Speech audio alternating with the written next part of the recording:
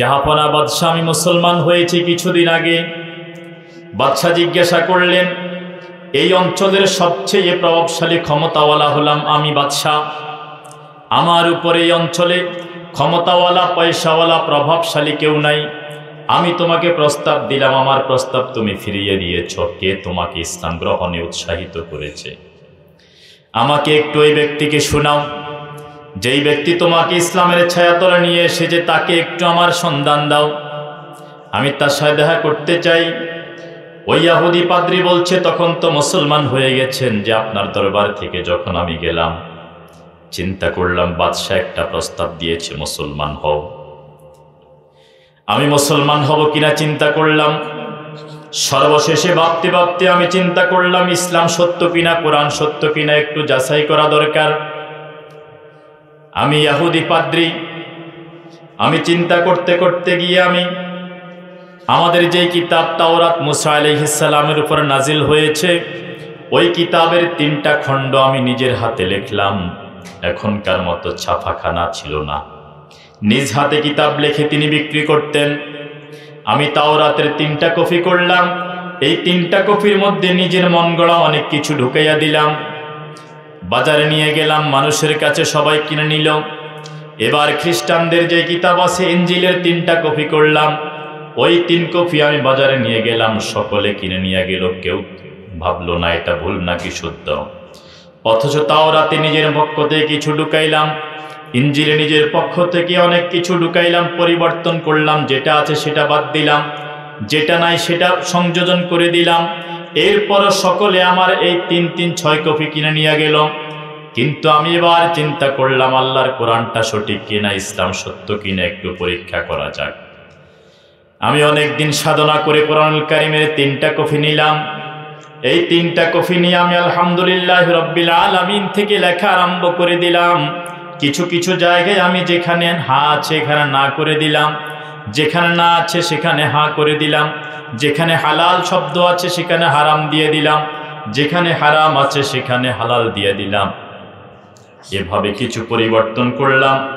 3 copy লেখা যখন শেষ হয়ে গেল, আমি এবার চিন্তা করলাম একটু দেখি, এটাও যদি চলে যায় বুঝে নিব ইসলাম সত্য না, কোরআন সত্য না। কিন্তু আমি এটা নিয়ে যখন মসজিদের কাছে গেলাম, ইমাম সাহেবের কাছে দিলাম, হুজুর আমি এটা নিজের হাতে লিখেছি, কোরআন আপনাকে হাদিয়া দিব।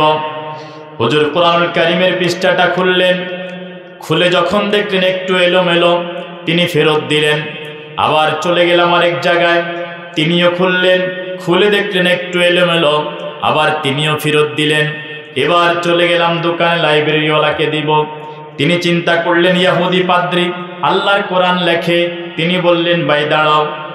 আমাকে দাঁড় করিয়ে রেখে একজন ছোট্ট বাচ্চা হাফেজে কোরআনকে ডাক দিলেন, ডাক দিয়ে বললেন, তুমি পড়ো। এই বাচ্চা যখন সূরাতুল ফাতিহা পড়তে শুরু করলো, পড়তে গিয়ে তখন ভুল ধরা পড়ল।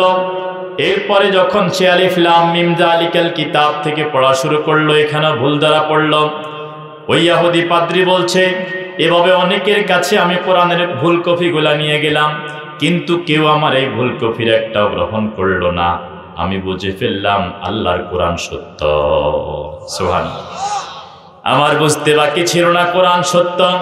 এই জন্য বাদশাহ, আপনি যে আমাকে প্রস্তাব দিয়েছেন মুসলমান হয়ে যাওয়ার জন্য, আমি তখন হই নাই। পরে ভাবলাম একটু পরীক্ষা করে দেখি ইসলাম সত্য কিনা। আমি এভাবে অনেক জায়গায় চলে গেলাম, অনেক মানুষের কাছে কপিগুলা নিলাম। ইনজিলের 3 কপি বিক্রি হয়ে গেল, তাওরাতের 3 কপি বিক্রি হয়ে গেল, আল্লাহর কোরআনের 3টা কপি আমি বিক্রি করতে পারি নাই। আমার বুঝে আসছে কোরআন সত্য। সর্বশেষ যে ইমাম সাহেব আমার কোরআনটাকে, নকল কোরআনকে ফিরিয়ে দিলেন, আমি ইমাম সাহেবকে বললাম, ইমাম সাহেব হুজুর দাঁড়ান, আমি ইহুদি, পরীক্ষা করলাম কোরআন সত্য কিনা। এখন ধরা পড়েছে কোরআন সত্য, ইনজিল সত্য নয়, এটার মধ্যে গড়মিল এসেছে। তাওরাত সত্য নয়, গড়মিল এসেছে। আমি আর ইহুদি থাকতে চাই না, আমাকে পড়িয়ে দেন লা ইলাহা ইল্লাল্লাহু মুহাম্মাদুর রাসূলুল্লাহ সাল্লাল্লাহু আলাইহি ওয়াসাল্লাম। আপনি গিয়ে ওই মানুষগুলার সাথে কোরআনের ওই মাজলিসে গিয়ে বসে যান, এবার বলেন তো, কোরআনের মাজলিসে যেই রাসূলের উপর কোরআন নাজিল হয়েছে ওই রাসূলকে বসার জন্য আল্লাহ পাক আদেশ করেছেন। এবার বলেন, কোরআনের মজলিসের দাম আছে না নাই? এই যে প্যাকেটটা আছে এটার ভিতরে টিস্যু আসেনি? টিস্যু আছে বিধাই এটা টেবিলের মধ্যে আছে, কি বলেন ঠিক না? যদি টিস্যু না থাকতো এটাকে আমরা রাখতাম? তাহলে টিস্যু থাকার কারণে এই প্যাকেটের দাম বাড়ছে, ঠিক না? শুধু টিস্যুর কারণে যদি কোনো প্যাকেটের দাম বাড়ে, যেই মানুষটার ভিতরে আল্লাহর কোরআন আছে, কোরআনের কারণে তার দাম বাড়বে না? এবার রাসূল কি বলেন, যে আমি রাসূলকে আল্লাহ তাআলা বলছেন তোমাদের সাথে বসার জন্য, এখানেই শেষ নয়। এবার বলে, আমি আল্লাহর পক্ষ থেকে তোমাদের জন্য দুইটি পয়গাম, দুইটি খুশির সংবাদ নিয়ে এসেছি। সুবহানাল্লাহ। এই একজন পড়ে আরে বাকিরা শুনে। আপনারা কোরআন শুনতে আসছেন না? এবার নবী আলাইহিস সালাতু ওয়াস সালাম বলেন, আবশিরু বিন-নূরি তাম্মি ইয়াউমাল কিয়ামা। ও আমার সাহাবীরা, তোমাদের পেটে খাবার নাই, পরনে পরিমাণ মতো কাপড় নাই, দারিদ্রতার মাঝে তোমরা বেড়ে উঠছো, কিন্তু কোরআনের মোহাব্বত দিয়ে তোমাদের কলিজা ভরা। তোমাদের জীবনের যেই অন্ধকার রাত্রি যেমন তোমরা এখন দেখো, আল্লাহ পাক কোরআন শোনার কারণে এই অন্ধকারকে তোমাদের জন্য কিয়ামতের ময়দানে নূর বানিয়ে দিবে। কয়টা গেল? একটা। এক নাম্বার, কোরআনওয়ালাদের সাথে রাসূল বসছেন। দ্বিতীয়ত, আবশিরু বিন-নূরি তাম্মি ইয়াউমাল কিয়ামা। তোমাদের এই বসার দ্বারা এটা কিয়ামতের ময়দানে যখন সবাই আলো খুঁজবে, কি খুঁজবে? আলো খুঁজবে। ফালতামিসু নূরা। সবাই যখন আলো খুঁজতে যাবে, এই অবস্থায় কোরআনের মজলিসে তারা বসেছে, আল্লাহ পাক এই বসাকে একটা আলোকবর্তীকে, একটা লাইট বানিয়ে তাদের হাতে ধরাই দিবেন। এবার নবীজি বলেন, আনতুম তাদখুলুনাল জান্নাতা ক্বাবলাল লাগনিয়াই বিনিসফি ইয়াউমিন ওয়া যাকা 500 সানা। ও আমার সাহাবীরা শুনে নাও, এত দারিদ্রতার মাঝে কোরআনুল কারীমের মুহাব্বত তোমাদের দিল থেকে যায় নাই। আল্লাহ তাআলার কাছে এটা এত ভালো লেগেছে, পয়সাওয়ালা মানুষ যাদের কলিজায় কোরআন নাই, কোরআনুল কারীম পড়তে জানে না, তেলাওয়াত করতে জানে না, তাদের পকেট ভর্তি টাকা আছে কিন্তু কোরআনের একটা সূরাও পারে না, ওই মানুষগুলার চাইতে 500 বছর আগে কোরআন শোনার বরকতে তোমরা জান্নাতে যাইবা। এই জন্য যারা বসে গেছি, শেষ করা ছাড়া উঠবো না ইনশাআল্লাহ, কি বলেন? কারণ আগামীকালের মাহফিল, আজকে হুজুর যারা আসছে তাদেরকে দাওয়াত দিলে কি আগামীকাল আসবো নি? আপনি যদি বলেন হুজুর 30 রকম তরকারি দিয়ে খাওয়াবো, আনা সম্ভব? কারণ এরকম আরেক মজমাতে আগামীকাল হুজুর কথা বলবেন। এই জন্য যারা মিস করতেছেন, যারা এখনো দূরে আছেন, যারা দূরে আছেন তাদেরকে অনুরোধ জানাবো, কাছাকাছি চলে আসেন। এই জোয়ান ভাইয়েরা বসে রয়েছে, তা হয়তো কোমরের সমস্যা থাকতে পারে, এই জন্য হয়তো বসতেছে না। আল্লাহ সবাইকে বসার তৌফিক দিন, আমিন। এরপর দূরে সরে গেছে, দেখছেননি? দূরে যাইয়েন না ভাইয়ারা, ভিতরে চলে আসেন ভাইয়ারা। আমি আপনাদের সামনে কোরআনুল কারীমের একখানা আয়াত তেলাওয়াত করছি, সূরা আনফালের 2 নম্বর আয়াত। পৃথিবীতে বর্তমানে হাফেজে কোরআনের সংখ্যা আছে প্রায় 6 কোটি। সুবহানাল্লাহ। কয় কোটি? 6 কোটি। এই কোরআনকে দুনিয়া থেকে মোছা সম্ভব না,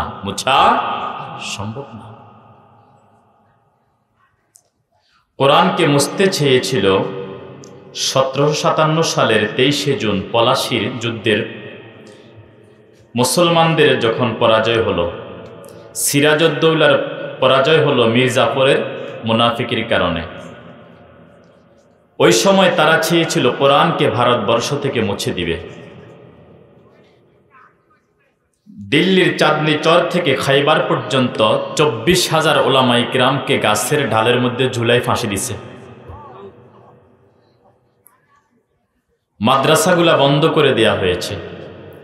ওই যুগে ভারতের পানিপথ একটা জায়গা, ওই জায়গার একজন বড় মুফাসসির ছিলেন কাজী সানাউল্লাহ পানিপথী তাফসিরে মাজহারের লেখক।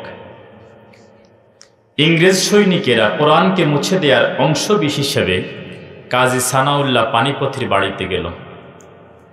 বড় বড় ওলামায়ে কেরামের রুমে যখন আপনারা যাবেন দেখবেন ওনার চতুর্পাশে শুধু কিতাব আর কিতাব। দেখছেন নি কেউ চতুর্পাশে? আর নেতার কাছে গেলে দেখবেন তার চতুর্পাশে শুধু ছবি আর ছবি, ঠিক না?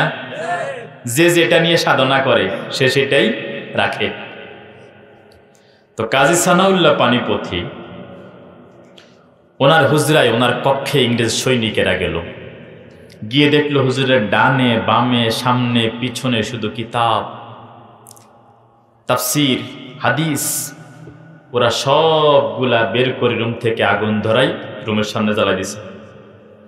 জ্বালাই দিয়ে এবার পেতেছে, হুজুর ফুঞ্জি যা আসিল সব তো শেষ করে দিছি, এবার কি দি মোল্লা গিরি করিবা, সব শেষ।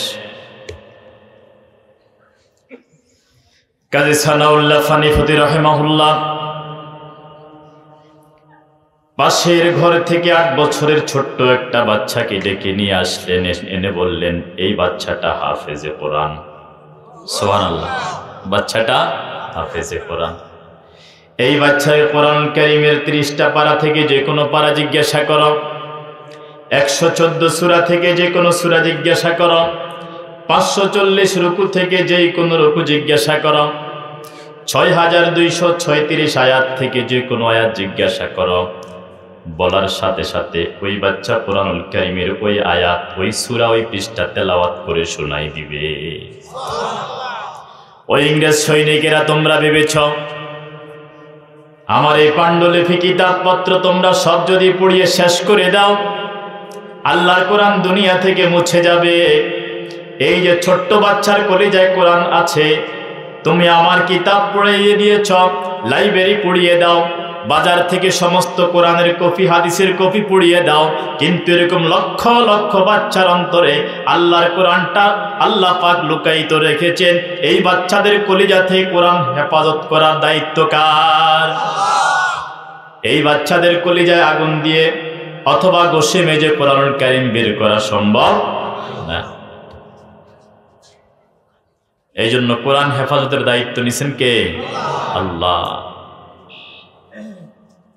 দেখেন তাফসিরে ইবনে কাসিরে মারিফুল কোরআনে একটা ঘটনা এসেছে।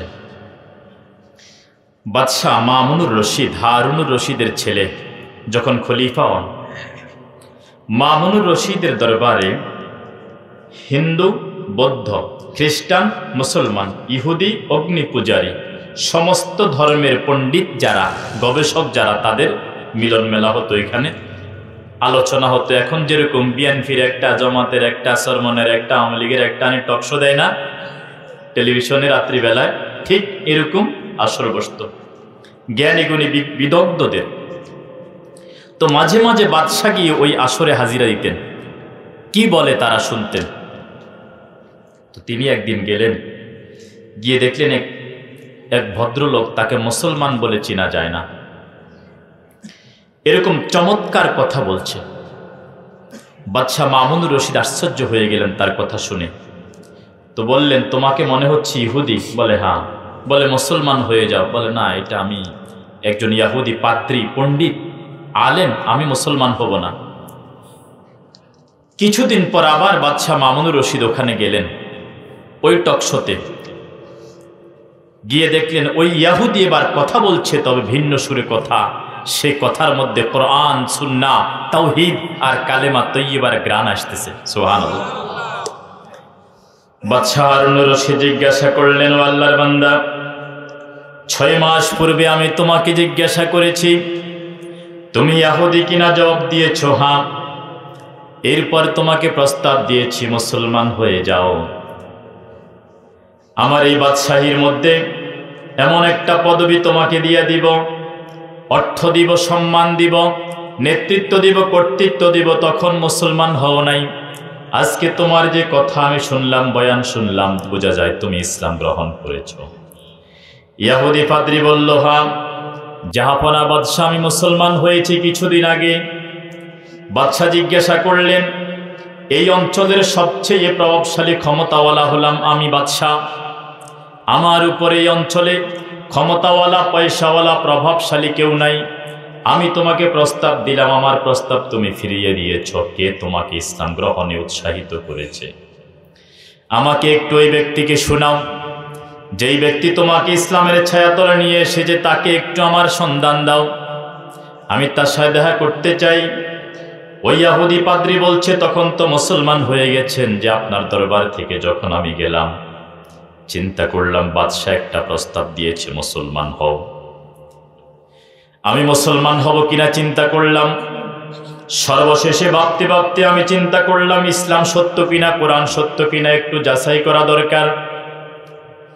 আমি ইহুদি পাদ্রী, আমি চিন্তা করতে করতে গিয়ে আমি আমাদের যে কিতাব তাওরাত মুসা আলাইহিস সালামের উপর নাজিল হয়েছে, ওই কিতাবের 3টা খণ্ড আমি নিজের হাতে লিখলাম। এখনকার মতো ছাপাখানা ছিল না, নিজ হাতে কিতাব লিখে তিনি বিক্রি করতেন। আমি তাওরাতের 3টা কপি করলাম। এই 3টা কপির মধ্যে নিজের মন গড়া অনেক কিছু ঢুকাইয়া দিলাম। বাজারে নিয়ে গেলাম, মানুষের কাছে সবাই কিনে নিল। এবার খ্রিস্টানদের যে কিতাব আছে ইনজিলের 3টা কপি করলাম। ওই 3 কপি আমি বাজারে নিয়ে গেলাম, সকলে কিনে নিয়ে গেল, কেউ ভাবলো না এটা ভুল নাকি সত্য। অথচ তাওরাতে নিজের পক্ষ থেকে কিছু ঢুকাইলাম, ইনজিলে নিজের পক্ষ থেকে অনেক কিছু ঢুকাইলাম, পরিবর্তন করলাম, যেটা আছে সেটা বাদ দিলাম, যেটা নাই সেটা সংযোজন করে দিলাম। এরপর সকলে আমার এই 3-6 কপি কিনে নিয়ে গেল। কিন্তু আমি এবার চিন্তা করলাম আল্লাহর কোরআনটা সঠিক কিনা, ইসলাম সত্য কিনা একটু পরীক্ষা করা যাক। আমি অনেক দিন সাধনা করে কোরআনুল কারীমের 3টা কপি নিলাম। এই 3টা কপি নিয়ে আমি আলহামদুলিল্লাহ রাব্বিল আলামিন থেকে লেখা আরম্ভ করে দিলাম। কিছু কিছু জায়গায় আমি যেখানে হা আছে এখানে না করে দিলাম, যেখানে না আছে সেখানে হা করে দিলাম, যেখানে হালাল শব্দ আছে সেখানে হারাম দিয়ে দিলাম, যেখানে হারাম আছে সেখানে হালাল দিয়ে দিলাম। এভাবে কিছু পরিবর্তন করলাম। 3 কপি লেখা যখন শেষ হয়ে গেল, আমি এবার চিন্তা করলাম একটু দেখি এটাও যদি চলে যায় বুঝে নিব ইসলাম সত্য না, কোরআন সত্য না।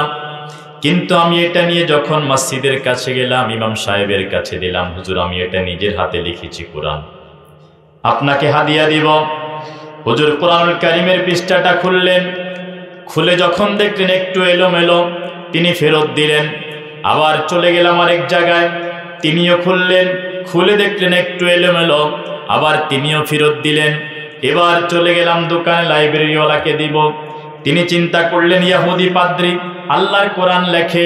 তিনি বললেন ভাই দাঁড়াও। আমাকে দাঁড় করিয়ে রেখে একজন ছোট্ট বাচ্চা হাফেজে কোরআনকে ডাক দিলেন, ডাক দিয়ে বললেন তুমি পড়ো। এই বাচ্চা যখন সূরাতুল ফাতিহা পড়তে শুরু করলো, পড়তে গিয়ে তখন ভুল ধরা পড়ল। এরপরে যখন সে আলিফ লাম মিম যালিকাল কিতাব থেকে পড়া শুরু করলো, এখানে ভুল ধরা পড়ল। ওই ইহুদি পাদ্রী বলছে এভাবে অনেকের কাছে আমি কোরআনের ভুল কপিগুলা নিয়ে গেলাম, কিন্তু কেউ আমার এই ভুল কপির একটাও গ্রহণ করলো না। আমি বুঝে ফেললাম আল্লাহর কোরআন সত্য। সুবহানাল্লাহ। আমার বুঝতে বাকি ছিল না কোরআন সত্য। এই জন্য বাদশাহ আপনি যে আমাকে প্রস্তাব দিয়েছেন মুসলমান হয়ে যাওয়ার জন্য, আমি তখন হই নাই। পরে ভাবলাম একটু পরীক্ষা করে দেখি ইসলাম সত্য কিনা। আমি এভাবে অনেক জায়গায় চলে গেলাম, অনেক মানুষের কাছে কপিগুলা নিলাম। ইনজিলের 3 কপি বিক্রি হয়ে গেল, তাওরাতের 3 কপি বিক্রি হয়ে গেল, আল্লাহর কোরআনের 3টা কপি আমি বিক্রি করতে পারি নাই। আমার বুঝে আসছে কোরআন সত্য।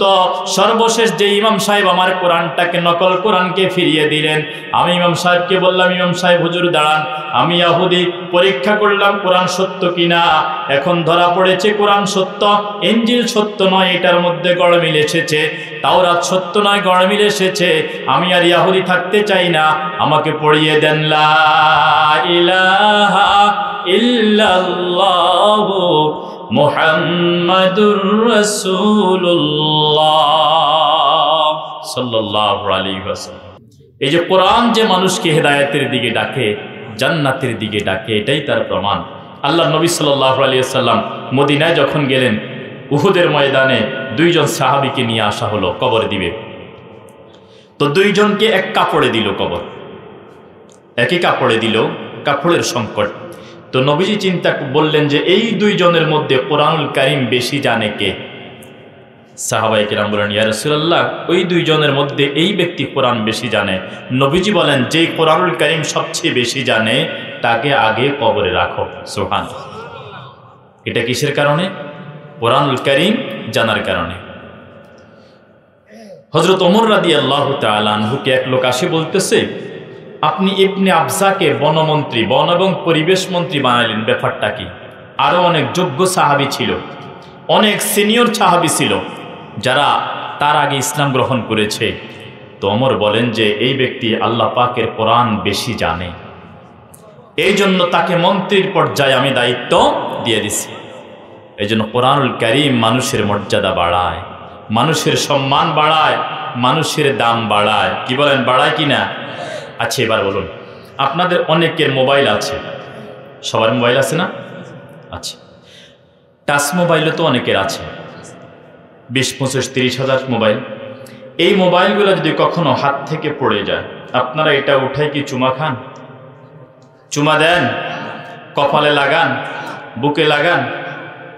লাগান না, ঠিক না? স্বর্ণের চেইন যদি নারীর গলা থেকে পড়ে যায়, তিনি কখনো কি এটা উঠায় চুমু খাইছে? গায়ের সবচেয়ে দামি কাশ্মীরি চাদর যেটা শাল, সেটা পড়ে গেলে উঠায় কি চুমু খায়? খায় না। আচ্ছা, এবার বলুন তো, বাবার পরনের পুরাতন পাঞ্জাবির অংশ দিয়ে কোরআনুল কারীমের একটা গিলাফ, জুজদান যেটাকে বলে, সেলাই করে মেয়েরা, করে না? এই কোরআনের গিলাফটা যদি কখনো হাত থেকে মাটিতে পড়ে যায়, উঠাই কি করে? এটা কি কোরআন? বলেন, এটা কি কোরআন? চুমা খাইলো কেন? এটা কোরআনের সাথে লাগছে। বলেন, এটা কোরআনের সাথে লাগছে। কোরআনের সাথে লাগার কারণে যদি কাপড় দামি হয়, এবার বলেন তো, যার ভিতরে কোরআন ঢুকে গেছে সে কি পরিমাণ দামি?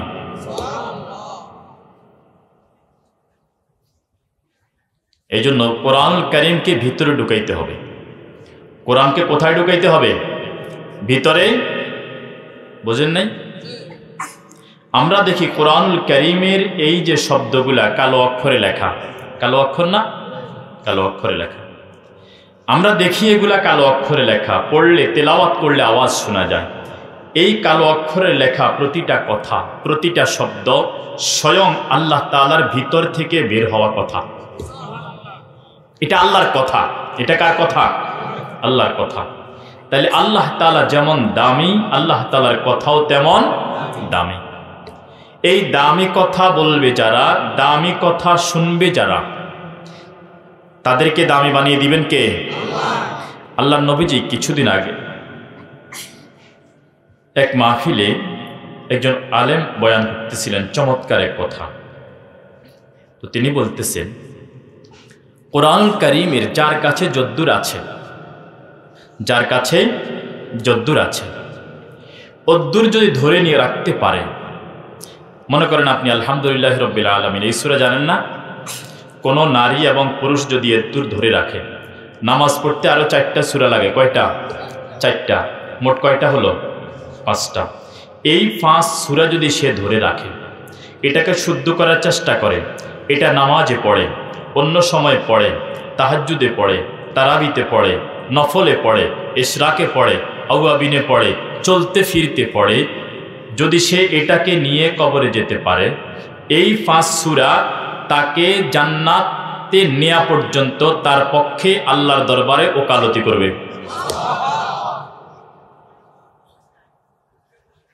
এই জন্য কোরআনুল কারীম প্রত্যেকের ভিতরে কিছু না কিছু থাকা দরকার। আসেনি?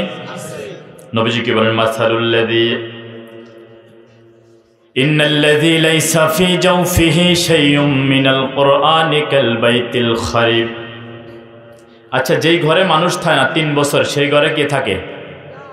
বলেন না, কে থাকে? শয়তান। আপনাকে যদি বলে একদিন সেই ঘরে থাকো, আপনি বলবেন, আল্লাহ 3 বছর এই ঘরে কেউ থাকে না, আজকে আমি যদি থাকি আমারে মারিয়ে লইব, জিনে ভূতে সাবি আমারে, বলে কিনা? নবীজিও বলতেছেন, ইন্নাল্লাযী লাইসা ফী জাওফিহি শাইউম মিনাল কুরআনি কাল বাইতিল খারিব।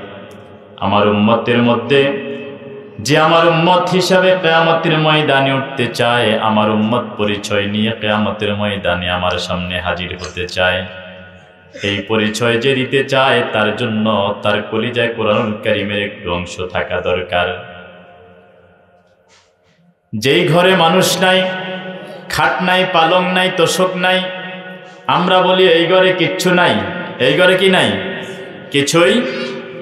আল্লাহর নবীজি বলেন, যেই মানুষের কলিজায় কোরআন নাই, ওই মানুষের শয়তানের দখলে চলে গেছে। ওই মানুষের কাছে পকেটে টাকা আছে, দামি মোবাইল আছে, হাতে আংটি আছে, ওই নারীর কানে গহনা আছে, গলায় স্বর্ণের চেইন আছে, নেকলেস আছে, হাতে আংটি আছে, নাকের মধ্যে নাকফুল আছে, কিন্তু কোরআনুল কারীম যখন নাই, রাসূলুল্লাহ সাল্লাল্লাহু আলাইহি ওয়াসাল্লাম বলেন, এত দামি সম্পদ থাকার পরেও তার কাছে কিছুই নাই।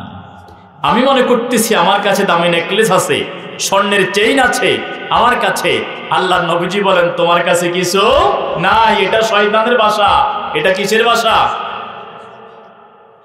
আমাদের কারো ঘরে গেলে হয়তো দেখা যাবে দামি খাট, পালং আসেনি, সোফাও তো আছে, আলমারি আছে, ড্রেসিং টেবিল আছে, ওয়ার্ড্রব আছে, টেলিভিশন আছে, দামি ফ্যান আছে, এসি আছে, ঘরের মধ্যে অনেক কিছু আছে।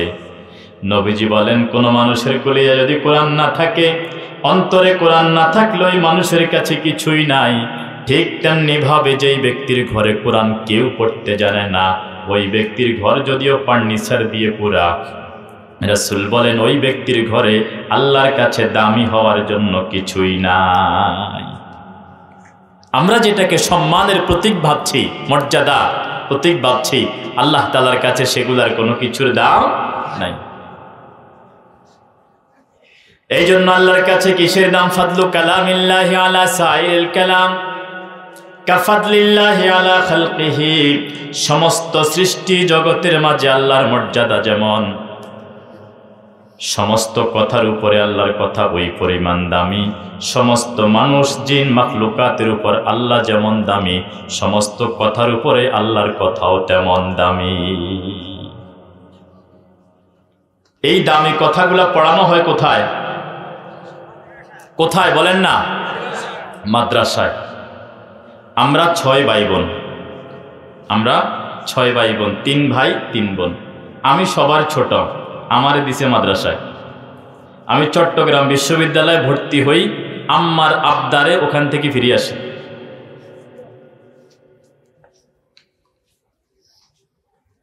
তো কোরআনুল কারীম আপনাকে কি দিবে? 6 ভাই বোন সবাই প্রতিষ্ঠিত, কিন্তু মাস শেষে, মাসের শুরুতে আম্মার ঔষধ 5000 টাকার, এটা সবার আগে আমি নিয়ে হাজির করি। এটা আমি বুঝছি কোত্থেকে? যদি আমারে মাদ্রাসায় না পড়াইতো আমি কি এটা করতাম? আমার আব্বার সাথে আমার ফুফুর একটা লেনদেন ছিল 3 লক্ষ টাকা দামের, ওটা 3 লাখ টাকা। ভাই বোন সবাইকে ডাক দিলাম, কেউ তো মাদ্রাসায় পড়ে নাই। বললাম যে ভাই এই বিষয়ে কি করা যায়? বলে ভাই আমার ঝামেলা আছে, আমি পারতাম না। বোনদেরকে, আফা এটা কি করা যায়? সবাই ছোট তো আমি, আমার ঝামেলা আছে, কি করা যায়? ফুফুরে জিজ্ঞাসা করলাম, কত দিলে আপনি ভাইরে মাফ করে দিবেন? বলে 3 লাখ, 1 টাকাও কমাইতো না। বললাম ঠিক আছে আমি দেব, এই 3 লাখ টাকা আমি পৌঁছাই দিব। এই যে আমার আব্বাকে মুক্ত করতে হবে, ঋণ মুক্ত করতে হবে, যদি আমি মাদ্রাসায় না পড়তাম আমি কি এটা বুঝতাম? মাদ্রাসায় না পড়াইলে, কোরআনুল কারীমের ছোঁয়াতে, কোরআনুল কারীমের ছায়ায় না আসলে আপনার জীবন সুন্দর হবে না, জীবন আখিরাতমুখী হবে না। এই জন্য জীবনকে যদি আখিরাতমুখী করতে হয়, কোরআন ওয়ালাদের সাথে থাকা দরকার, আছে না নাই? এবার সহজে বুঝেন, বিগত 15.5 বছরে ক্ষমতার কাছাকাছি যারা ছিল, ক্ষমতা তিনি দায়িত্বে ছিলেন না, মন্ত্রী এমপি চেয়ারম্যান কেউ ছিলেন না, কিন্তু তাদের কাছাকাছি ছিলেন। কাছাকাছি থাকার কারণে অনেক টাকার মালিক হয়েছিল, এরকম আসেনি? আছে না? ঠিক তেমনি ভাবে কোরআনওয়ালার কাছাকাছি যদি আপনি থাকতে পারেন, আপনার লাভ হবে কি? ক্বালান নবিয়্যু সাল্লাল্লাহু আলাইহি ওয়াসাল্লাম ইয়াশফাউ ইয়াউমাল কিয়ামাতি সালাসা আল-আনবিয়াউ সুম্মাল উলামাউ সুম্মা শুহাদা। নবী পাক সাল্লাল্লাহু আলাইহি ওয়াসাল্লাম বলেন, কিয়ামতের ময়দানে আদম থেকে শুরু করে শেষ পর্যন্ত যত মানুষ এসেছে আসবে, সকলে যখন নাফসি নাফসি করতে থাকবে, ওই অবস্থায় কেউ কারো খোঁজ নিবে না। আল্লাহ পাক রব্বুল আলামিন ওই কঠিন মুসিবতের সময় 3 শ্রেণীর মানুষকে শাফাআতের সুপারিশের দায়িত্ব দিবেন, সুপারিশের পাওয়ার দিবেন, ক্ষমতা দিবেন। আল আম্বিয়া, 1 নম্বরে মুহাম্মদুর রাসূলুল্লাহ সাল্লাল্লাহু আলাইহি ওয়াসাল্লাম থেকে শুরু করে আদম আলাইহিস সালাম পর্যন্ত নবীদের সুপারিশের ফয়সালা যখন শেষ হয়ে যাবে, নবীদের সুপারিশের পালা যখন শেষ হয়ে যাবে, এবার আমার আল্লাহ ডাক দিবেন, ও দুনিয়ার আলেমেরা, ওলামায়ে কেরাম কোথায় আছো? সুবহানাল্লাহ। ওলামায়ে কেরাম কোথায় আছো? মসজিদের ইমাম যারা আছো, হাফেজে কোরআন যারা আছো, তারা কোথায় আছো? সকলেই বলবে লাব্বাইকা ইয়া রাব্বি। ও আল্লাহ, এতক্ষণ পরে আমাদের ডাক এসেছে, ও আল্লাহ, ও আমাদের রব, আপনি কি বলবেন? রাসূল সাল্লাল্লাহু আলাইহি ওয়াসাল্লাম বলেন, নবী রাসূল পয়গম্বররা যখন সুপারিশ করে মানুষকে জান্নাতে নিয়ে যাবে, এরপর আল্লাহ তাআলা আলেমদেরকে ডাক দিবেন, ও ওলামায়ে কেরাম, নবীরা চলে গেছে দুনিয়া থেকে, তোমাদের কাছে কোরআন কে রেখে গেছে, হাদিস কে রেখে গেছে, নবীদের এই শিক্ষাই আমানত তোমরা কিয়ামত পর্যন্ত পড়েছ, মানুষকে পড়াইছো, ছাত্র গড়াইছো, ইমাম গড়াইছো, হাফেজে কোরআন তৈরি করেছ। নবীদের যেই কাজ, শুধু তোমরা নবী না, কিন্তু নবীদের শিক্ষা তোমাদের দ্বারা কিয়ামত পর্যন্ত চলমান ছিল। নবীরা সুপারিশ করেছে, রাসূলরা সুপারিশ করেছে। এবার উম্মতের ওলামায়ে কেরাম যারা, আল্লাহ পাক তাদেরকে বলবেন, ইয়াশফাউ ইয়াউমাল কিয়ামাতি সালাসা আল আম্বিয়া সুম্মাল উলামা। ও ওলামায়ে কেরাম, দুনিয়ার জমিনে তোমার সাথে যত মানুষের মহব্বত ছিল, ভালোবাসা ছিল, চলতে ফিরতে উঠা বসায় সম্পর্ক রেখেছে, ইমাম হয়ে ইমাম মুসল্লির খবর নিয়েছে, মুসল্লি ইমামের খবর নিয়েছে, এভাবে যাদের সাথে দুনিয়ার তোমার সাথে সম্পর্ক ছিল, ওই পরিমাণ লোকগুলাকে দেখে দেখে আজকে সুপারিশ করে আল্লাহর জান্নাতে পৌঁছাইয়া দাও। এবার কোরআনওয়ালার সাথে দুশ্মনী না বন্ধুত্ব রাখবেন, কোনটা? এখনো বুঝছেননি আমার কথা? তাহলে এবার চিন্তা করবে, কোরআনওয়ালা যাদেরকে চিনে একজন একজন করে দৌড়ে আসবে, সকলকে যখন যাদেরকে চিনে সুপারিশ করে করে আল্লাহর জান্নাতে দিয়ে যাবে। এরকম বহু মানুষ আছে কোরআনওয়ালা, তাদেরকে চিনে না, আছে না? আচ্ছা, আমার চেহারা 1 সপ্তাহ পরে দেখার পরে আপনারা চিনবেন না? আমি কি সবাই চিনব? এবার যারা কোরআনওয়ালার সামনে বসেছে, মুসল্লি হয়েছে, ইমামের মুসল্লি হয়ে নামাজ পড়েছে, ইমাম সাহেব চেনে না, কখনো কথা বলে না, এরকম বহু মুসল্লি আছে, নামাজ পড়ে বাড়ির দিকে চলে যায় না, কিন্তু হিমিয়া হুজুরে ভাত খাওয়ায় মাসে একদিন, মসজিদে 100 টাকা দেয় মাসে, আসেনি? মাদ্রাসায় 200 টাকা করে লেখাইছে না? 500 টাকা 1000 টাকা করে লেগাইছে, কিন্তু হুজুর তারে চিনে না, ইমাম সাহেব তারে চিনে না। ওই মানুষগুলো এবার দৌড়ে চলে যাবে, হুজুর 2024 সালের 25শে ডিসেম্বর অমুক জায়গায় ওয়াজ হয়েছিল, আপনি বয়ান করছিলেন, আপনার বয়ান শুনে আমি এখানে 200 টাকা 500 টাকা 1000 টাকা 10,000 টাকা দিয়েছি, হুজুর আজকে তো আমি আটকা পড়ে গেছি, আল্লাহর কাছে একটু আমার জন্য একটু সুপারিশ করেন, আল্লাহ পাক যেন আমাকে এই মুসিবত থেকে মুক্তি দিয়া দেয়। হুজুর যদিও বলে গেছেন, কিন্তু মনে রাখছেন কে কথা? কে মনে রাখছেন? মা তাসকুতু মিন ওয়ারাকাতিন ইল্লা ইয়ালামু, যে একটা গাছের পাতাও শুকিয়ে পড়ে যাইতেছে, এত পাতার ভিতরে কোটি কোটি, সেটাও কে জানেন? তো এখানে যে মাহফিল হইতেছে আল্লাহ জানেন না? ক্বালান নবী সাল্লাল্লাহু আলাইহি ওয়াসাল্লাম, মা মিন মাজলিসিন ফিদ দুনিয়া মিনাল কুরআনি ওয়াস সুন্নাহ, আও কামা ক্বাল, নবী আলাইহিস সালাম বলেন, দুনিয়ার জমিনে যত কোরআনের মজলিস হয়, হাদিসের মজলিস হয়, জিকিরের মজলিস হয়, তেলাওয়াতের মজলিস হয়, মাহফিল হয়, তোমরা দুনিয়া থেকে অন্ধকার রাতে আকাশের তারকা যেমন মিটি মিটি জ্বলে, আকাশের ফেরেশতারাও দেখে, যত জায়গায় মাহফিল হয় তত জায়গায় দুনিয়ার জমিনে নূর চমকাইতে থাকে।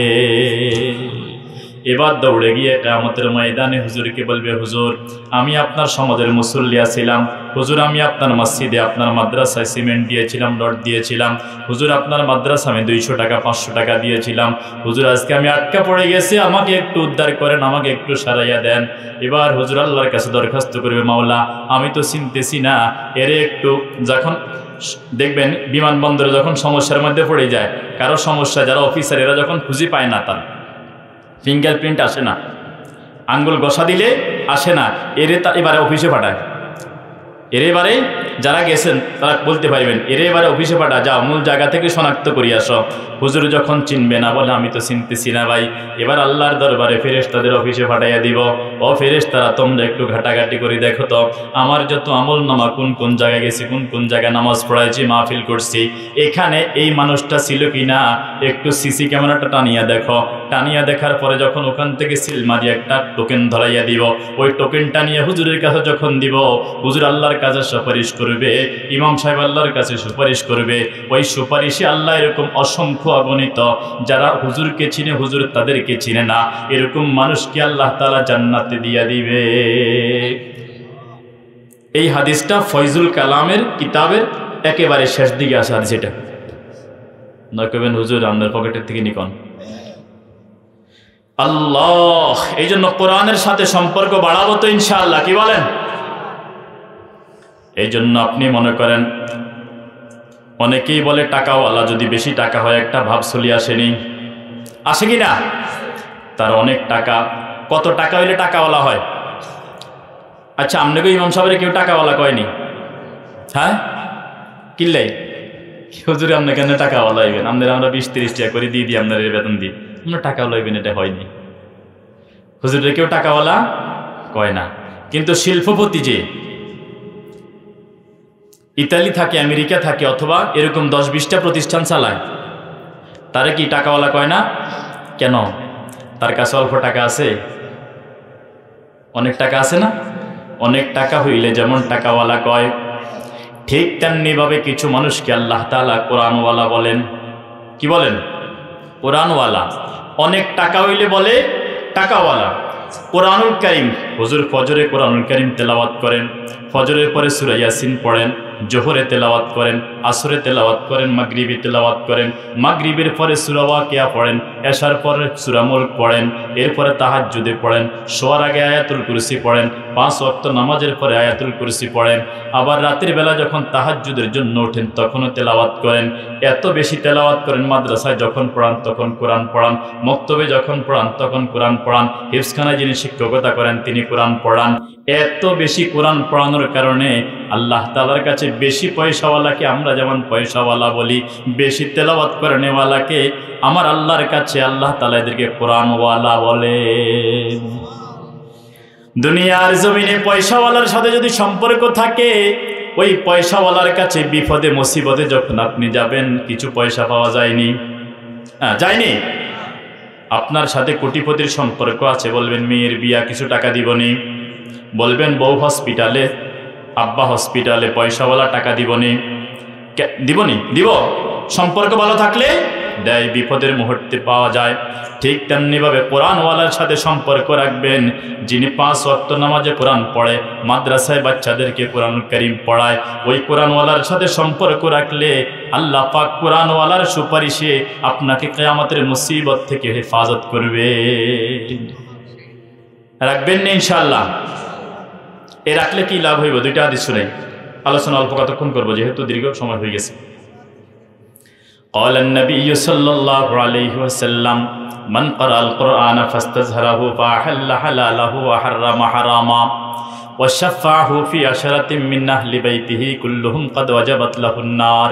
আল্লাহ নবী সাল্লাল্লাহু আলাইহি ওয়াসাল্লাম বলেন, যে কোরআন পড়ে, কোরআন মুখস্থ করে, কোরআন পড়ে, কোরআন মুখস্থ করে, মানে হাফেজে কোরআন হয়। কি হয়? আল্লামা মুফতি মোশতাকুন নবী কাসেমি, নাম শুনছেন নি?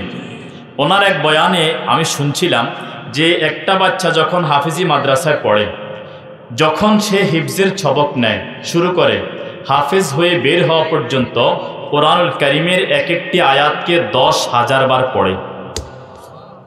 কয় হাজার বার? তার মানে সেই এখান থেকে 10,000 খতম দিয়ে বের হয়। সুবহানাল্লাহ। আপনার আমাদের আত্মীয় স্বজন নয়, পুরা গ্রামের মানুষ মিলে 10,000 খতম হইবনি? কি হইব? এক বাচ্চা যদি 10,000 খতম দেয়, এই মাদ্রাসা কিয়ামত পর্যন্ত থাকবে, কি পরিমাণ খতম হবে? মনে করেন আপনাদের এই মাদ্রাসা, এখানে কোরআন শরীফ পড়া হয়নি। এই মাদ্রাসায়, এই ছেলে, এই মাদ্রাসায় ছাত্র সংখ্যা কত? ধরেন 200। এর মধ্যে 100 বাচ্চা কোরআন শরীফ পড়ে। কয়শ? 100 বাচ্চা কোরআন শরীফ পড়ে। দৈনিক 1 পৃষ্ঠা। দৈনিক কয় পৃষ্ঠা? তাহলে দৈনিক একজন 1 পৃষ্ঠা করে পড়লে 100 বাচ্চার কয় পৃষ্ঠা? 100 পৃষ্ঠা। কয় পৃষ্ঠা? 100 পৃষ্ঠা। আপনারা যারা টাকা দিয়েছেন, 1 টাকা হোক, 5 টাকা হোক, 1000 টাকা হোক, লক্ষ টাকা হোক, আপনি দুনিয়ায় থাকবেন না। আপনি চলে যাওয়ার পরে প্রতিদিন এখন 100, সামনে যদি আরো বাড়ে, যদি 100 পৃষ্ঠাও ধরিনি, প্রতিদিন ফেরেশতারা আপনার কবরে 100 পৃষ্ঠা তেলাওয়াতের সওয়াব পৌঁছাই দিব।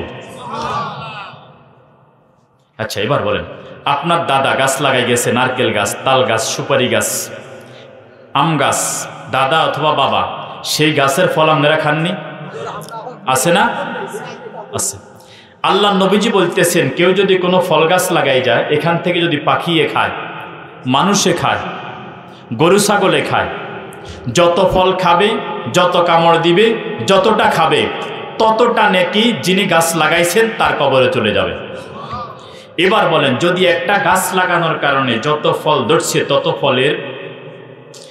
তত ফলের মানুষ খাওয়ার কারণে নেকি যায়। এই গাছের ফল আরেকজন লাগাইছে, এই গাছের আমের সারানি আরেকজন লাগাইছে, ওখান থেকে আরো গেছে, এরকম যদি হাজার হাজার হয়, যিনি প্রথমটা লাগাইছেন যদি 500 গাছও হয়, যত হাজার মানুষ খাবে, যত পাখি খাবে, যত পশু খাবে, এমনকি একজন ডাল একটা পাতা একটা ছিঁড়ে নিয়ে গরুরে খাওয়াইছে, যা খাবে, যত কামড় দিবে, প্রতিটার সাদাকা দান তার কবরে পৌঁছে যাবে। এবার বলেন, একটা গাছ লাগানোর কারণে যদি আমি গাছ লাগাই গেলাম, যতজন খায়, মানুষ, পশু পাখি, জানোয়ার, আমার কবরে সব পৌঁছাই যায়। আমি যদি এরকম কোরআনের বাগান সাজাই যাই, দুনিয়া থেকে আমার কবরে তেলাওয়াতের সব যাবে কিনা? ইসলামিয়া মাদ্রাসা মসজিদের মিম্বরে বসে আল্লামা মুফতি মুশতাকুর নবী কাসেমি তিনি বলেন, ইসলামিয়া মাদ্রাসা যদি কেউ 10 টাকা দেয়, কয় টাকা?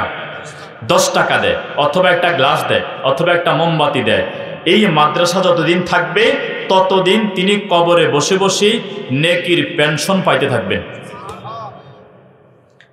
আপনাদের এই মাদ্রাসা খেয়াল রাখবেন তো ইনশাআল্লাহ? রাখবেন তো ইনশাআল্লাহ? রাখলে কি হবে? ক্বালান নবী সাল্লাল্লাহু আলাইহি ওয়াসাল্লাম, মান ক্বারাআল কুরআন ফাস্তাজহারাহু, যে কোরআনুল কারীম পড়লো, কোরআনের হাফেজ হয়ে গেল, ফা আহাল্লা হালালাহু ওয়া হারামা হারামা, আল্লাহ যেটাকে হালাল বলছেন সেটা মানলো, যেটাকে হারাম বলছেন সেটা হারাম মেনে চললো, এভাবে কোরআন অনুযায়ী আমল করলো, আমল করলে দুনিয়া থেকে গেল, শাফাহু ফি আহলি বাইতিহি। এবার রাসূল বলেন, আল্লাহ তাআলা ওই হাফেজে কোরআনকে বলবেন যে, যাও এমন 10 জনের জন্য তুমি সুপারিশ করো যাদের জন্য জাহান্নামের সিল পড়ে গেছে, এরকম 10 জন ব্যক্তিকে সুপারিশ করে আল্লাহর জান্নাতে নিয়ে যাও। এটা জানেন সবাই। এবার আরেক হাদিস শুনেন, মান ক্বারাআল কুরআন ওয়া আমিলা বিমা ফীহি উলবিসা ওয়ালিদাহু তাজান ইয়াউমাল কিয়ামা দাউহু আহসানু মিন দাউইশ শামস।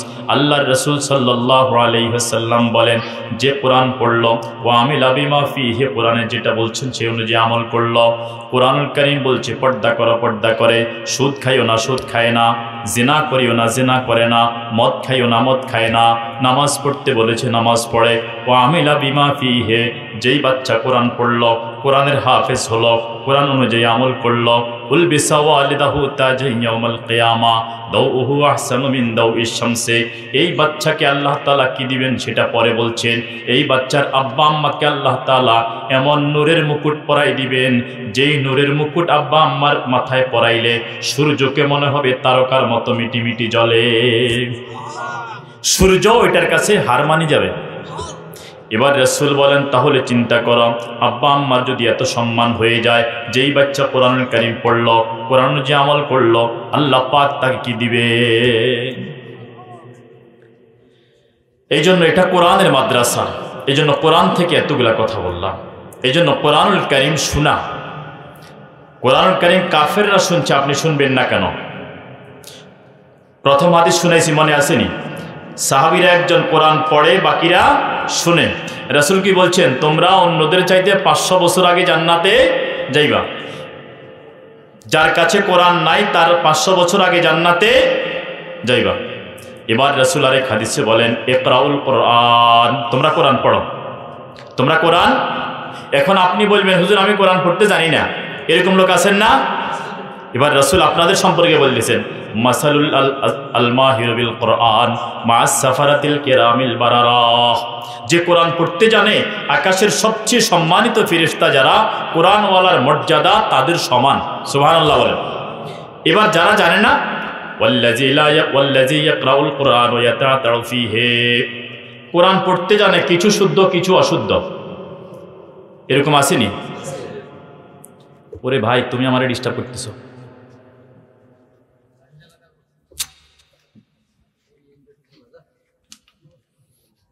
খেয়াল করেন, ডিস্টার্ব করলে কথা হয়ে যায়। তাহলে এবার রাসূল বলেন, ওয়াল্লাযী ইয়াকরাউল কোরআন ওয়া ইয়াতাআতাউ ফীহি, যে কোরআনুল কারীম পড়ে, তবে কিছু ভুল কিছু শুদ্ধ। দেখবেন গ্রামের কিছু মানুষ কোরআন শরীফ পড়ে, আলিফ লাম মিম যালিকাল কিতাবু লা রাইবা, এরকম হয় কি না? বোঝানোর জন্য, কাউকে তুচ্ছতাচ্ছিল্য করা নয়, বোঝানোর জন্য এরকম ঠেকি ঠেকি পড়ে কিনা? রাসূল বলেন, ওয়াল্লাযী ইয়াকরাউল কোরআন ওয়া ইয়াতাআতাউ ফীহি ওয়া ফী রিওয়ায়াতিন ওয়া ইয়াশতাদ্দু আলাইহি, ও কোরআনুল কারীম পড়ে, কিন্তু কোরআনুল কারীম পড়তে পড়তে এমন অবস্থা তার হয়, হাফেজ সাহেব 1 মিনিটে 1 পৃষ্ঠা পড়ে, ও 1 পৃষ্ঠা পড়তে 20 মিনিট লাগে, 25 মিনিট লাগে, অনেক কষ্ট হয়, কিন্তু এরপরে কোরআনের মহাব্বত সে তেলাওয়াত ছাড়ে না। এরকম কিছু বুড়া মুরব্বী আসেনি?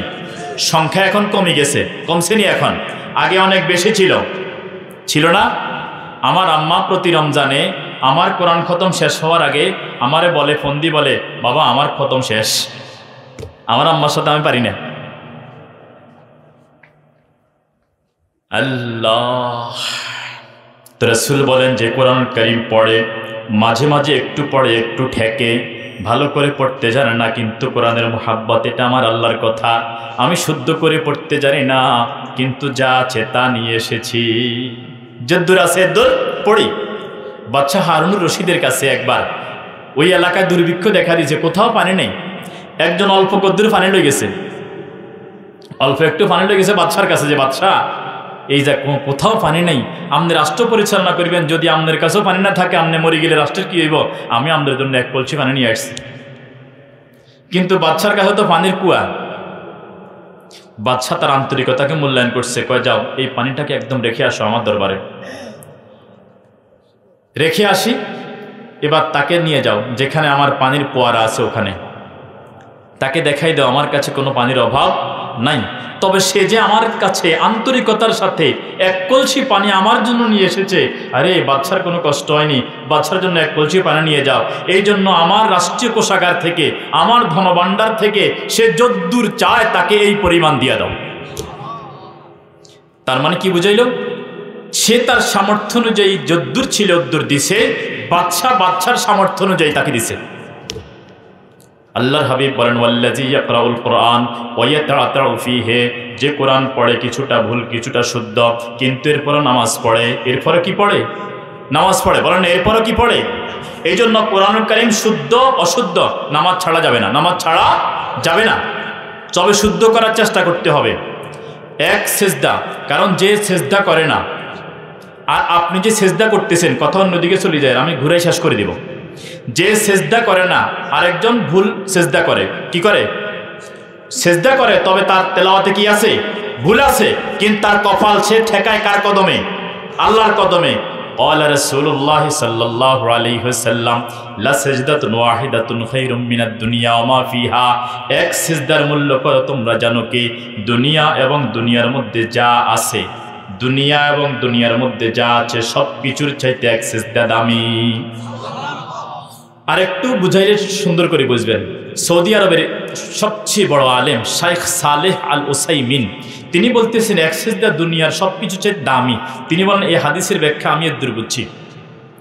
আল্লাহ পাক যখন দুনিয়া সৃষ্টি করছেন তখন থেকে দুনিয়া ধ্বংস হওয়া পর্যন্ত দুনিয়ার মাটির উপরে যত সম্পদ আছে, ছিল, থাকবে, মাটির নিচে যত সম্পদ, স্বর্ণ, হীরা, লোহার খনিতে লোহা, তেলের খনিতে তেল, এরকম নিচে যত সম্পদ ছিল, আছে, আরো হবে। ব্যাংকে যত টাকা ছিল, এখনো আছে, ভবিষ্যতে হবে। নারীর গলা যত স্বর্ণ অলংকার ছিল, আছে, থাকবে। স্বর্ণের দোকানে যত স্বর্ণ আছে, মানুষের পকেটে যত টাকা আছে, এভাবে সাগরের নিচে যত মাছ আছে, বনে যত সম্পদ আছে, এভাবে দুনিয়ার যত সম্পদ আছে সমস্ত সম্পদ যদি শুরু থেকে শেষ পর্যন্ত একদিকে রাখা হয়, আরেকদিকে একটা সিজদাকে রাখা হয়, আল্লাহকে যদি বলা হয় আল্লাহ আপনি কোনটা নেবেন, দুনিয়ার সম্পদ নেবেন না সিজদা নেবেন, আল্লাহ বলবেন আমার কাছে এক সিজদার দাম সবকিছুর চাইতে বেশি। সুবহানাল্লাহ। এই জন্য আল্লাহ নবীজি বলেন যে কোরআনুল কারীম একটু পড়ে একটু ঠেকে, ভুল শুদ্ধ দুইটাই মিলে পড়ে। যে শুদ্ধ করে পড়তে জানে তার মর্যাদা বলছেন আকাশের সম্মানিত ফেরেশতাদের মতো। এবার বলেন যে একটু ঠেকে একটু পড়ে কিন্তু সে হাল ছাড়ে না। না, যদি আমি এটা হাল ছাড়ে দেই তাহলে আমি এটা ভুলে যাব। কি বলেন, এরকম ভুলে যাই না আমরা? ভুলে যাই। মক্তবে 10টা সূরা পড়ছে, এখন 4-5টার বেশি মনে নাই। কি এরকম হয় না? রাসূলুল্লাহ সাল্লাল্লাহু আলাইহি ওয়াসাল্লাম বলেন ওয়াল্লাযী ইয়াকরাউল কুরআন ওয়া ইয়াতাআতাউ ফীহি, যে কোরআন পড়ে একটু ঠেকে, আস্তে আস্তে পড়ে, আস্তে আস্তে পড়ে, একটু বললে একটু শুদ্ধ মিলেই পড়ে, লাহু আজরান, আগেরওয়ালা আলেমের যদ্দুর সওয়াব আল্লাহ পাক তাকে দিবেন। এই ব্যক্তি সাধারণ মানুষ, কোরআন ভালো করে পড়তে জানে না কিন্তু কোরআন থেকে দূরে সরে না, এরপর কোরআন পড়তেই থাকে, আল্লাহ তাআলা আলেমকে যেই পরিমাণ নেকি দিবেন দ্বিতীয় ব্যক্তিকে তার চাইতে ডাবল সওয়াব দিবে। এই জন্য কোরআনের যদ্দূর পড়তে জানেন, মুখস্থ এদ্দূর পড়বেন ইনশাআল্লাহ। কি বলেন? এবার আসেন আরেক কথা শুনুন। ইমামে কুরতুবী রাহিমাহুল্লাহ তিনি কি বলতেছেন? ইমামে কুরতুবী রাহিমাহুল্লাহ বলেন আপনাদের কোনো আলেম অথবা ইমাম সাহেব যেই 1 ঘন্টা তেলাওয়াত করলে যেই পরিমাণ নেকি দেয়া হবে, আপনার কাছে কুল হু আল্লাহ আছে। কি আছে? কুল হু আল্লাহ আছে। আপনি যদি 1 ঘন্টা কুল হু আল্লাহ পড়েন, ইমামে কুরতুবী বলেন আপনাকে আল্লাহ তাআলা ঠিক ওই পরিমাণ 1 ঘন্টা কোরআন তেলাওয়াতের সওয়াব দিবেন। এবার বলেন হুজুর আমি কোরআন শরীফ পড়তে জানি না, এটা বলা যাইব নি? আপনি আলহামদুলিল্লাহ রাব্বিল আলামিন জানেননি? হ্যাঁ, জানেন কি না? হুজুরের কাছে পানি পড়ালে জান লাগতো না। 7 বার আলহামদুলিল্লাহ রাব্বিল আলামিন একেবারে আল্লাহ আমিন পর্যন্ত পড়বেন, পড়ে পানিতে হোক দিবেন, আর দিলে ইয়াকিন রাখবেন, বিশ্বাস রাখবেন এটা আমার আল্লাহর কোরআন। আমি হয়তো গুনাহগার, আমি গুনাহ করি, কিন্তু কোরআন সত্য, এটা পবিত্র, এই ইয়াকিন রাখি পানিতে ফুঁক দিবেন, এরপরে খাবেন, ইনশাআল্লাহ আল্লাহ সুস্থ করে দিব। একটা ঘটনা শুনি। সাহাবায়ে কেরামের এক জামাত একদিকে যাচ্ছিল এক সফরে। তো যাওয়ার পরে এক জায়গায় যাত্রা বিরতি করছেন। বিরতি করার পরে বাড়িতে ওই এলাকার মানুষদেরকে বলছেন আমরা আল্লাহ নবী সাহাবী অনেক দূর থেকে আসছে, আমাদের কিছু পানি টানি দাও, কিছু নাস্তা পানি দাও। ওরা বলতেছে না, দিব না। তো কি ফিরে চলে আসছে।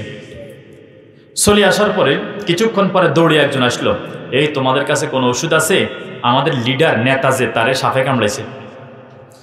আল্লাহ নবী সাহাবী বলতেছে ওষুধ তো একটা আছে, কিন্তু একটু আগে একটু নাস্তা পানি চাইছিলাম, তোমরা দেওয়া না, ওষুধ দেব না। ও ভাই, আমাদের লিডার নেতা যা চাও তা দিব। সাধারণ মানুষ বিপদে না পড়লে হুজুরের কাছে আইয়ে না, ঠিক না? আগে প্রাইমে, এরপরে ঢাকা, এরপরে বিদেশ লই যান, এবারে বিদেশ হয়ে যায় হুজুরের কাছে, হুজুর একটা কথা মরাই দেন, ঠিক না? ওরাও এরকম আসে, বলতেছে ভাই কি চাও? বলে 100 ছাগল দিতে হবে। 100 ছাগল বলে দিব, আমাদের সর্দার, তার কোনো টাকার অভাব নেই। বলে ঠিক আছে, চললেন। যাই আলহামদুলিল্লাহ রাব্বিল আলামিন এই সূরাটা 7 বার পড়লেন, মুখ থেকে একটু থুতু বার করলেন, তার গায়ের মধ্যে মালিশ করে দিলেন, ভালো হয়ে গেল। সুবহানাল্লাহ। এবার 100 ছাগল, বাকিরা বলতেছে 100 ছাগল দিয়ে আপনি একা কি করবেন, আমাদেরকে কিছু দেন না। কয় না, এটা কেমনে খাইতে হবে এটা মুহাম্মদুর রাসূলুল্লাহ সাল্লাল্লাহু আলাইহি সাল্লামকে জিজ্ঞাসা করা ছাড়া এটা বন্টন করা যাবে না। এটা যেমনি আছে এমনি থাক। সফর শেষ, এগুলা নিয়ে মদিনা যায় আল্লাহ নবীরে বলে, ইয়া রাসূলুল্লাহ কাম একান্ত হয়ে গেছে, ভুল হয়েছে না শুদ্ধ হয়েছে আমরা কইতাম ইত্যান্ন। এই অবস্থা, আমরা মেহমানদারি চাইছি, আমাদেরকে ফানি নাস্তা কিছু দেয় না, পরে বিপদে পড়ছি আর আমরাও শর্ত দিছি 100 ছাগল দিয়ে এরপরে চিকিৎসা। ওরা রাজি হয়ে গেছে, 100 ছাগল দিছে, কি করতাম এটা। আল্লাহ নবীজি কও তোমরা খাও, আমারও একবার দাও। সুবহানাল্লাহ।